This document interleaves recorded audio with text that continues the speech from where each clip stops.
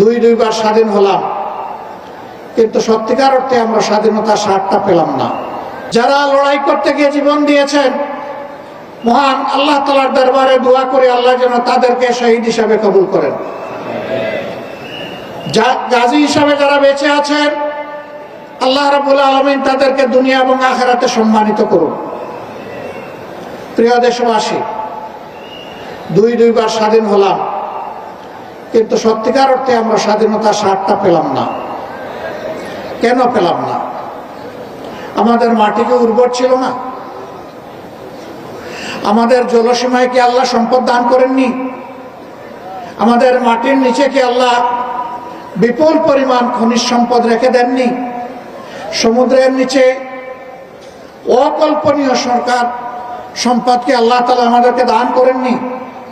আল্লাহ তাআলা সবই দান করেছে।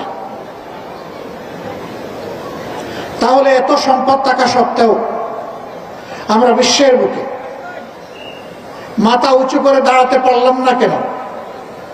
সকল দলই যখন ক্ষমতার বাইরে থাকে তখন কেন এই কথা বলে যে আমরা জনগণ স্বাধীনতার সুফল ভোগ করতে পারিনি?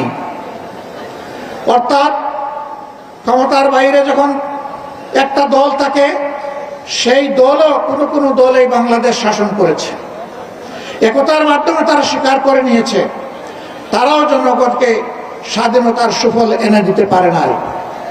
বিপুল পরিমাণ রক্ত আর জীবন দিয়ে 24-এ যে পরিবর্তন এসেছে, মানুষ আশা করেছিল ফ্যাসিবাদ চিরদিনের জন্য বাংলার জমিন থেকে খতম হয়ে যাবে, বিদায় নেবে। আফসোসের বিষয়, ফ্যাসিবাদ বিদায় নেয় নাই।